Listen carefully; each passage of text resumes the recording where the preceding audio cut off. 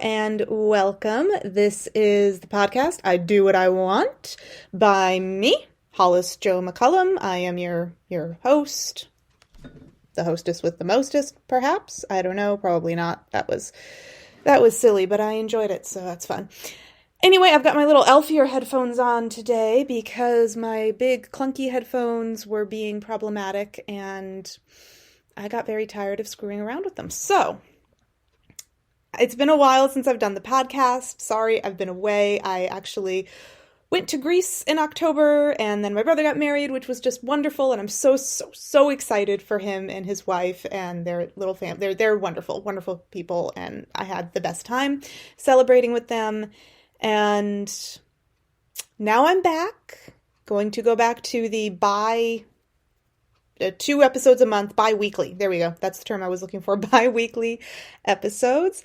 And this week, we are actually going to be doing another character study from Rashan series, what I'm calling the Rashan series. The first book in that is To Save a World, and the sequel to the Rashan series will be coming out this spring. It's completely finished. It's presently in editing, and I am doing cover design and page layout and figuring out all the publishing, but I'm very, very excited. Projecting for that to happen spring of next year. So I want it to be like March, April. We'll find out. So there's that. And let me see. What else do I have? Oh, yes. Also very exciting is that I have Black Friday sales going on right now because, it's Thanksgiving week and we used to wait until the day after Thanksgiving, but in our modern commerce capitalist society, we just start that early. Just start it all early, and we just have sales all month. I just dropped my Black Friday sales today, so if you go to my website, which will be linked down below in the YouTube section, it's hollisjomccullumauthor.com. For those who are just listening and want to type it in. There is the deal on there, and it's basically you can get any of my books, or all I only have 2, the 2 books. You can get any of the 2 books that I have for $12 a piece with my signature. If you would like a dedication, please let me know. I would love to dedicate it. Just let me know who I'm dedicating it to, and I'll be happy, and how to spell their name, and I'll be very happy to do that. And then also you get a free bookmark with that. And that bookmark, well, people on YouTube will be able to see this. And it's about 4 inches by 9 inches map of Duomo that I hand drew. And I have, like, see, I have a whole stack of them and a nice textured card stock. And this is a little map of the city of Duomo in the book, which is the main city in the book. Anyway, when you read To Save a World, if you haven't read it already, Duomo is a really important city. And this is the little port area of Duomo that I just doodled out one day. And I was like, that came out cool.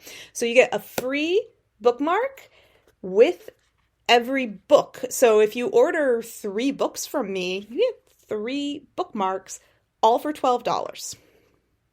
And on my website, hollisjomccullumauthor.com, it's just really super easy. I have the link right there that says shop now. And basically you just send me a direct email that has all the information I needed, and I tell you everything I need to know, and we'll take care of payment, and I'll figure out, where to send it and get everything out to you with the signature. So makes a great gift. So please, get in there, $12 present and with a bookmark. I mean, come on. I think that's a great holiday gift. Books are always wonderful gifts. I hoard them. Anyway, also update with the Queen, or no, I said the update with the Queen Witch. I'm very excited about that one. I really, really am. That's probably one of my favorite projects to date, to be totally honest. I love Spare the Swallow too, for very, very different reasons, but they're two very different worlds. And the other announcement that I have before we get into talking about Yocelin is that we are going to, I'm a Gemini, I'm sorry, I'm saying we, or maybe I'm including my dear husband who helps me as much as he can with things. We, whatever, are going to be doing a book series based on both of them. So, Too Safe a World, as I've mentioned before, I actually initially wrote it as a standalone. I was not anticipating that it would be anything of a series or a trilogy or anything of that nature. But people loved it so much who read it, and even though it was a completed storyline and there are no cliffhangers or anything, everyone was saying, well, what happens to the characters next? I want to know! And that was really exciting for me. So I went ahead and wrote The Queen Witch, which ended up being a really fulfilling and exciting story for me. The stakes are emotionally higher, I think, even though in To Save a World, it's the whole world that's in jeopardy. Technically, the whole world is in jeopardy again in The Queen Witch, but what is more immediately in jeopardy is much, much more emotionally instigating. and I obviously am not going to give a whole bunch of spoilers or anything like that, but that one, to me, the story sort of developed on its own, and I love it, and it was one of those that became very easy to write once I got going, and I'm really into it, and I know that my beta readers have been really phenomenally helpful, and they say they love it, and possibly more than the first one. So that is turning into a series which I am going to be calling the Rashan series. Rashan is, of course, the name of the world itself, and I'm going to just keep writing stories with those characters and that world, and hey, we'll probably branch out into different characters and let's just create a whole world series about that. No baseball puns at all. I'm not a sports person, but fantasy world series. And then I also was Spare the Swallow, which is again, if you listen to my podcast, it's a totally different world, totally different concept, still a fantasy, but it's actually more of a historical fantasy because the race of the Dockvens that I created are based on the ancient Etruscans of Italy. If you've read it, and again, no spoilers, but if you've read it, you know that it also lends itself to essentially, an endless amount of other stories that could happen with the characters. And I'm already working on my fourth novel, which is the next book in the what I'm going to be, I haven't quite drafted yet, but we'll say the Spare the Swallow world at this point. I'm thinking of something with Chronicles, the Lost Chronicles. I don't know. It's a working series title. I do not have to figure that out right now. I have like a year before I have to get that one situated, so we're gonna hold off. But those, I am going to be creating two different series with two different fantasy worlds. I hope you love them. I'm enjoying writing them very, very much. And I'm really enjoying hearing about how you love them. So please, and again, as I always say, if you want to message me online, all you have to do is tell me you're okay with spoilers. And I actually will tell you a few things. I won't tell you everything because I'm not going to do that. But I will answer some questions if you tell me you're actually okay with knowing something that before you reading the book.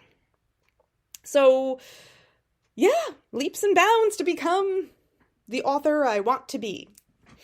So let's get into the world of Rashan, and one of the four main characters is Yocelin. In To Save a World, she's the last one you meet of the four big ones. So I basically did these character study episodes in the order that you actually meet the characters in the book. So it was Eithne first, then Darian, then Aram, and now we have Yocelin. And I might do character studies for Tim and Jeeve as well, a little bit down the line, but we'll stick with this for now. So Yocelin, oh, and spoiler alert, like, I'm going to be talking about her background a little bit and who she is as a person. So I'm really not going to spoil plot points for you, but I'm going to talk about her backstory. So there is that level of spoiler in this episode. I promise I'm not going to spoil the plot of the book, the storyline for you, but in order to do a character study, I've got to talk about her past and how she is, how she became who she is in the book and so on. So there is that little alert for you. So as I like to sort of structure this, I like to talk about who Yocelin was in the book that I wrote. So because of course, again, just as recap, this book, To Save a World, was based on a Dungeons & Dragons game that I played with my best friend years ago, and I ended up sort of, massaging that game into a novel, and I changed some things. But I like to talk about the differences of the character between how I ended up writing them and how they were originally played. So Yocelin in the book, she's incredibly optimistic and she's very, very friendly. And I tell people in the book when I was writing her, I actually thought, she's honestly a spicy Latina. Like she's vivacious, she's friendly, she's super optimistic, but she will also like tell you when you're doing wrong and all of that. She'll get onto you. And that is honestly why her name is Yocelin, which it's spelled very differently because, of course, I had to just spell it differently. But Yocelin is how you say Jocelyn, because in Spanish. Because in Spanish, if you aren't a Spanish speaker or don't know anything, the J's become Y's. Or H's, essentially. They're more of a h or a y sound. In Spanish, they're not, and I am not a fluent Spanish speaker. So again, I know a little bit. I speak smatterings. I'm a good tourist, but if you know more Spanish than I do, please feel free to message me and correct me. I love to learn, and I by no means think that I am an expert at all. I am not a native speaker by any stretch. I am an Italian girl, but that's a different thing. So, so it's basically the Spanish pronunciation of the name Jocelyn, but it's spelled differently, but her name is Yocelin. And she's a Latina. She's, cinnamon skinned with violet hair and, just this like boom, boom, boom little hourglass body. She's petite and she's sassy and very, very friendly. She laughs a lot. I like her a lot, and she is a demon or possibly a half demon. We don't know. That is something because she herself doesn't know. So in the book, and again, this is just world explaining. It's not actually plot stuff. But in the book, you have three main humanoid races. And you have elves, humans, and demons. And demons are just another race in the world of Rashan. They're not, evil from hell or anything like that. They're just another humanoid race. That's it. And that's, they're just, they're just as good or bad or neutral as anyone else, as the elves and the humans. And Yocelin looks more like an elf, except for the fact that she's much more petite, because elves are very tall in my world of Rashan. Eithne is about average height for an elven female, which means she's like 5'9", 5'10" for a female, and then the elven males are a little, over 6 foot as a general average height. So they're very tall. Yocelin Yocelin is probably around 5'3". She's very petite. She does have the pointed ears of an elf, and she has, an elven facial structure. But, her height is much shorter, and she has dark violet hair, like this beautiful purple curly hair. And she has these 2 black curling horns that come out from her head, which is really the main identifying factor about her being a demon, or probably a half-demon. So, as we have learned from the other character studies, the elves actually can be quite prejudiced. The humans can too, and actually and the demons can too. They can all be quite prejudiced against each other. And Yocelin was her little backstory, which was something I created for the book because I needed to develop her character, was that she was abandoned as a baby outside of an elven city. And some people found her who became her parents. And when she was a baby, she didn't have horns or any, she just had like her little elven ears, and probably a little smaller than your average elf child, but they just thought, oh my God, here's an abandoned baby. They took her in and they raised her.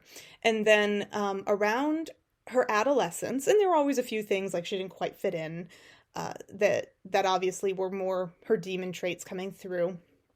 But when she hit puberty, her horns started to grow. And, well, that wasn't good. And these people who had raised her whole life, they realized, oh no, this isn't an elf, this is a demon.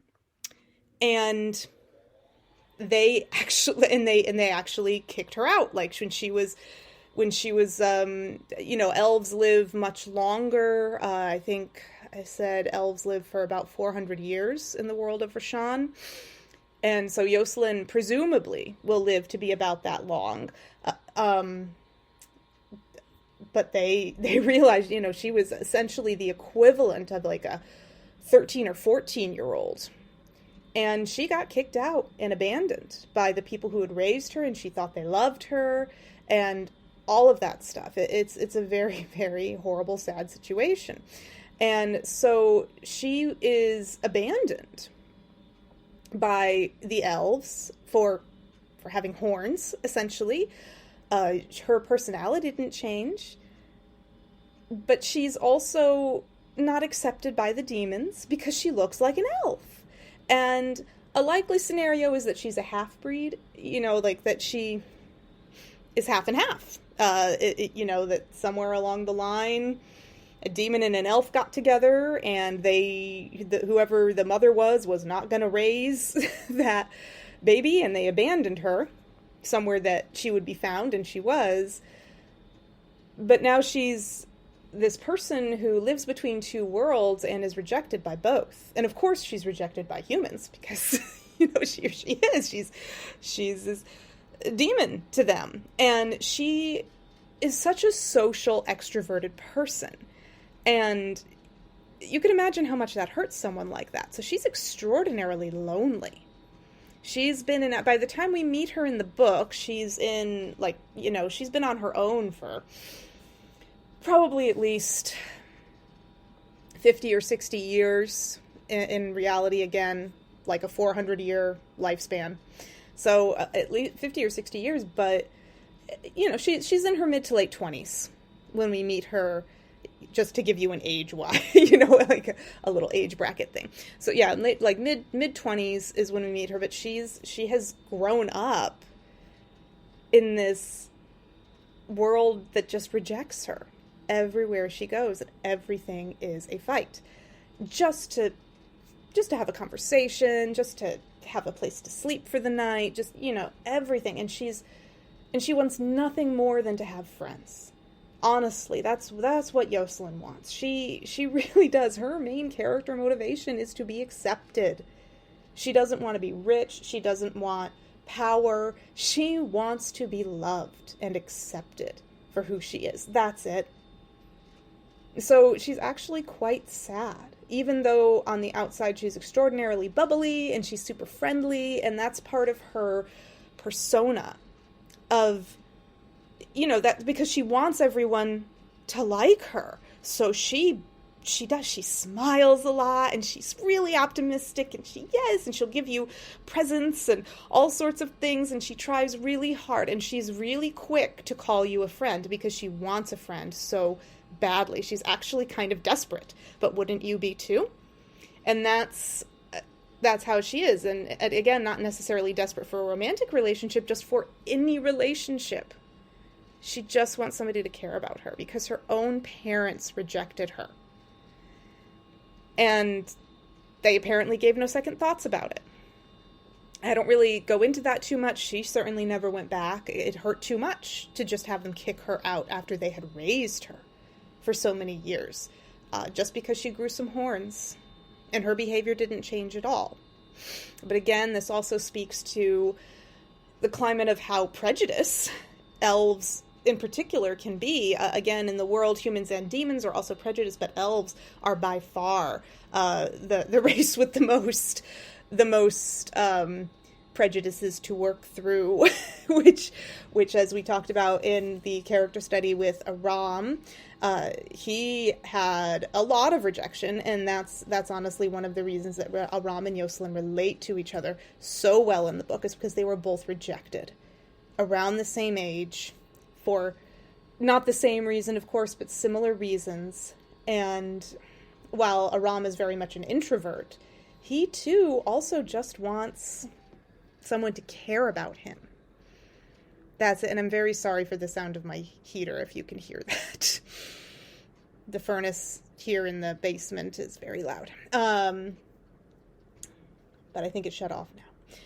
But yeah, that's it. So she's also, even though she is extraordinarily confident, or she acts really confident, she's not confident at all. Not really, because she's always terrified that someone is going to leave her again. So she's so quick to cling in, but then she gets a little clingy, as you'll see in the book, or may have already seen in the book, she gets clingy, because she's like, oh God, this person is nice to me. Ooh, I gotta latch in. And that doesn't happen very often. I have to keep this one around. And she'll physically and emotionally stick with you.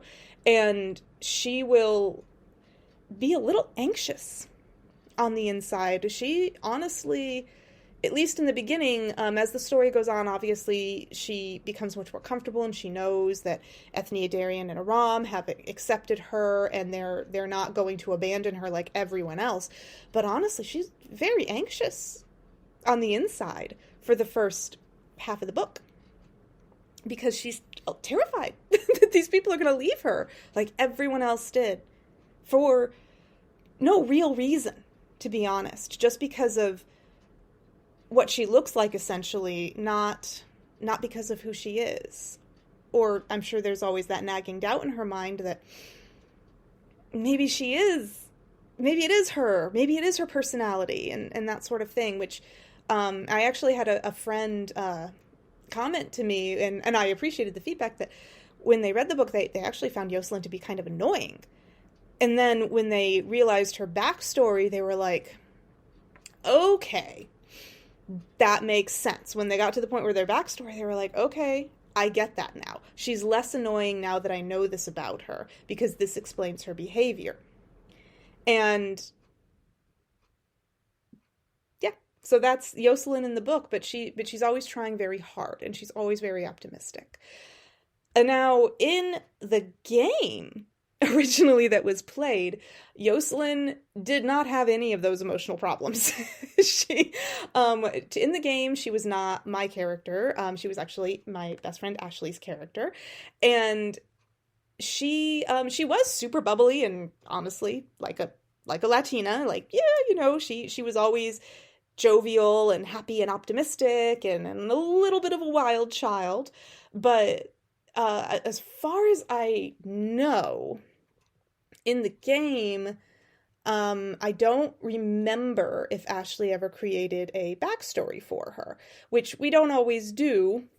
People don't always do that for their characters when they're playing a role-playing game like that. So they, I don't think she ever had a backstory, but she was much more confident, much less clingy in the game. And yeah, she was still very, very quick to befriend, but it didn't matter as much to her in the game if you weren't going to be her friend. If you rejected her, she would, whatever, I don't really care. She was absurdly confident, much like I personally am in my real life. I'm brimming over with confidence. Yeah.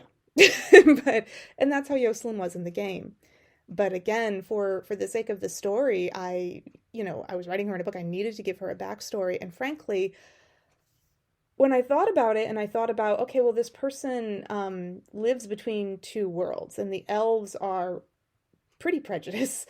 And what would have happened to her, realistically thinking? What would have happened to Yocelin? She probably would not have been born to parents. I think I think Ashley said she was an orphan originally as well. Like, she didn't know who her real parents were. But again, in that version of her, it just was not an emotional issue. But when you're writing a character in a book, you have to explore that, because when you're writing them and you're giving internal dialogues and thinking through their actual personal motivations for their actions, you've got to create something else. And so Yocelin is a very, very wounded individual, and she wasn't in the game at all. And that is fun. That's something that I hope that is very relatable for some people, because I don't hope it's relatable in the sense that I hope people have trauma in their lives, but the fact of the matter is a lot of people have a lot of trauma and sadness, and a lot of people, even if it wasn't as extreme as being rejected by your own parents and kicked out of the house when you were 14, which unfortunately does happen, but even if it's not that extreme, a lot of people out there can relate to, I think, that feeling of never being accepted by anyone in any world or culture, if you will. And all you really want is a friend, or like, not even a lot. You just are like, can I just have like one or two people that care about me? Can I please? And because humans, we're, of course, I'm speaking Earth, real human peoples, but in the sense of the world of Rashawn, the demons, humans, elves, we all have that same emotional need. We're all gregarious. We all need each other. You don't need a ton of people necessarily, but you need your tribe. You need your people who love you, your family, whether it's blood family or chosen family, whatever, but you need those people. You need your support people in your life. And that is something that I think I really did want to explore that with the character of Yocelin, and have someone who, and she did overcome her struggle. She is incredibly strong emotionally. For someone like her to persevere with optimism and friendliness, and for so many years of being rejected over and over and over and over again by pretty much everyone she encountered, just because it was very blatantly obvious that she's not quite an elf, she's not quite a demon, she's definitely not human. People were always pushing her away just because of what she looked like, and not based at all upon who she actually was. And who she actually was or is a delightful person who will bend over backwards for you and always try to help you. And yeah, she laughs a lot, and she's a little clingy, but she is well worth it as someone in your life. And that's something that I feel a lot of people are. And it's just that they've had so many negative influences in their life that influence their behavior that they are rejected, but all they really want is love. All they really want is acceptance. And for somebody to be there for them, to be a friend, to be that chosen family. And, again, Yocelin does find that. and that is part of her personal journey through the book is she and Aram, they both have very similar personal journeys, which again is one of the reasons why they relate to each other so strongly, is because they both are going through this journey of, gosh, I really just want people to care about me. I really just want my family. I really just want friends. And happily they get them. And moving on, let's talk a little bit about why we love Yocelin, which I've already touched on before. She 100% of the time has your back. If you are her friend, which again, she's quick to call you her friend, she's behind you no matter what. She's supporting you. She's taking care of you. She's got you. Yocelin's your ride or die. She is definitely ride or die. She will be there. Doesn't matter. And that's an extremely positive quality in a person.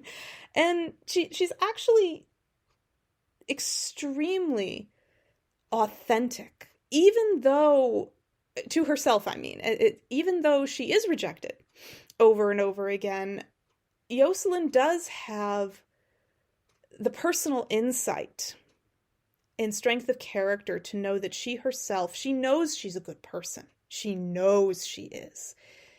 And so she perseveres in a very genuine way. And even though she has these habits of being a little clingy and, being a little anxious and kind of, she gets extra bubbly because she's like, oh gosh, please like me. That other than those things, but she, even though she's doing those things and it makes her act a little nervous sometimes, or a little extra, let's just say a little much, but she's doing it and it's all genuinely, authentically her. At the same time, she never shows you a different face. She doesn't wear, the metaphorical masks. She never does that. You know what you're getting with her, all of the time, and again, she is always there for you, and she is always honest with you. She's always genuine about who she is, how she's behaving. You know who she is, and she will always be herself, and she will not behave differently around a different group of people. Like, she is always authentically Yocelin.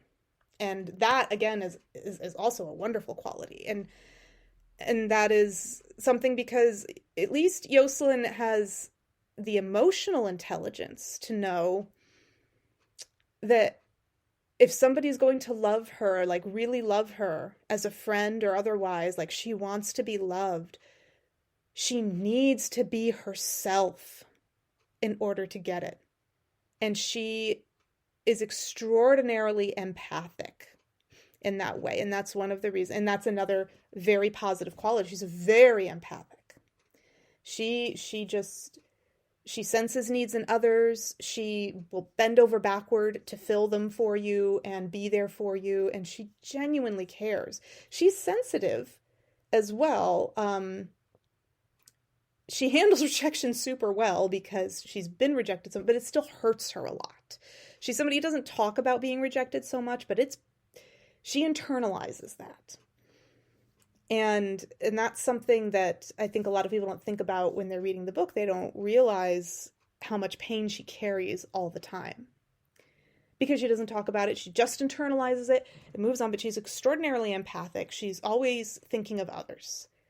And that's why we love Yocelin. Or at least I hope you do. She's a really, really genuinely good, caring person.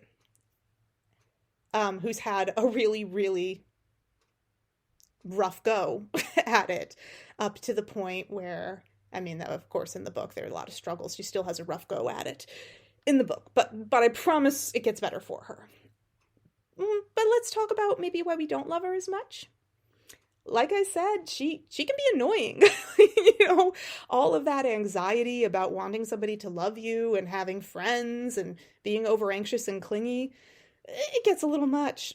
put on top of that she's extra bubbly and a little, and well, again, a little extra, that she effervesces all over the place, and it's a lot. And she's, I don't really speak to this too much, but honestly, Yocelin's probably one of those people who's unconsciously loud in public. Those people, well, frankly, like myself sometimes, where you get so excited about talking about something that your volume gets louder and you don't realize you're almost shouting and people are looking at you across the room like, what is going on? And Yocelin's like that.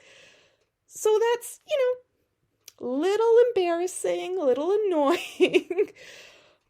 We all have our quirks, and also she's kind of desperate. Like I've said 1,000 times already in this episode, she's a little desperate, and it's of course justified desperation. But wouldn't you be too? I would be. My God. I would be so desperate for companionship. But of course, when you just meet her randomly, you don't know her whole past. You don't understand what she's been going through her entire life. And she definitely isn't going to just lay that all out for you. That's not something you tell someone immediately when you're just trying to make a true friend. So yeah, she's kind of desperate, and she's clingy and needy. She needs attention, and she needs a lot of validation, which can get a little annoying. But honestly, I personally believe that her good qualities far outweigh her negative ones. Yeah, just inconquerable. You can't conquer her spirit, and that is a very rare quality.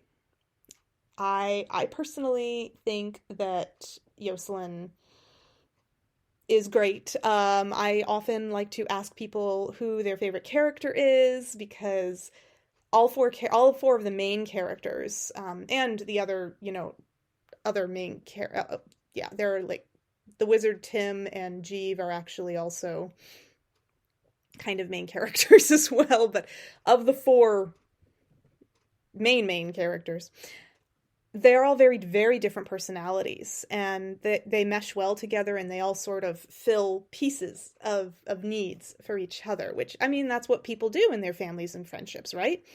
You find a group that complements, and you build stronger together, and it's really nice. So in conclusion, yeah, Yocelin is definitely not. I don't think anyone's told me Yocelin's their favorite. When I ask, Eithne is most commonly the favorite, and then Aram is right. Actually, Aram and Eithne are neck and neck. Honestly, for the book, people are always saying, "Oh, I love Aram," or "I love Eithne." Which more introverted people tend to like Aram better. More extroverted people tend to like Eithne better. Shocker. Because Ethne's definitely more of an extroverted personality. She definitely has a lot of introvert qualities, but she's a little more extroverted, and Aram is extremely introverted, as we said, but he's a totally powerful, cool, he's a very, very cool character, and I actually really love writing him as well. But and then a few people like Darian. Not everybody likes Darian. He's a little too straight-laced for a lot of people, and some people absolutely love that. But Darian's kind of, we kind of have like Eithne and Aram are way high, and then like Darian is down here, and then Yocelin's like non-existent, poor thing. No one ever says Yocelin, but I hope that maybe after listening to this podcast and understanding a little bit more about why she's mildly annoying at times will make you love her more, and maybe you can be her friend. I know that was cheesy. I don't care. I loved it. It was fun for me. So, yeah, that's this week's episode. I'm going to, next episode, I don't have my calendar. Last weekend in November. That will be, I don't know what date it is. The last Sunday in November. That will be the next episode. That one. And then we'll have 2 episodes in December. And that'll be really exciting. So don't forget the Black Friday special, which will be going on through December 10th. I'm just going to have that deal. So $12 per book, signed book, dedication if you want it, and a free bookmark. And you get a bookmark with every book. So again, if you order, this is wishful thinking on the author's part, 10 books, you get 10 bookmarks. So that's very exciting. And The Queen Witch, the sequel to Save a World, which of course has Yocelin in it, and Eithne and Darian and Aram and Tim and Jeeve, they're all back, and I add a few new characters in there. We spice it up. I'm very excited about that release. I'm really excited for all of you to delve back into the world of Rashawn and find out how that crazy place is in trouble again. And there are fairies, by the way. I'm excited. I'm really excited about the version of fairies that I created for this world. It's super fun for me. So that is coming out in the spring. I will be making regular updates about that. And go get Spare the Swallow or To Save a World on Amazon, barnesandnoble.com, or frankly anywhere books are sold. And anywhere can order it for you. Just FYI, if you want to support your local booksellers, which I strongly encourage you to do, because we all love our local bookstores, you can go get the ISBN number it's right on Amazon, right under the book description. They have the ISBN number there, all of that. And your local bookstore can order it from the publisher for you, and then they get that money, and you help them stay afloat, which I strongly encourage you to do. I think we should all, I'm essentially, authors are all essentially their own sole proprietors or entrepreneurs, if you will. And so I really like to support small business. and yes, you can get on Amazon, and that's definitely a fast and easy way to do it. But if you would like, you can go to any bookstore in your town, in your world, and it's on something called the Ingram list, which is an international book list, which means that basically any bookseller can order from it. That's it. I hope that you had a wonderful time listening to this, and I hope that you understand Yocelin a little bit better now. I definitely enjoyed talking about her.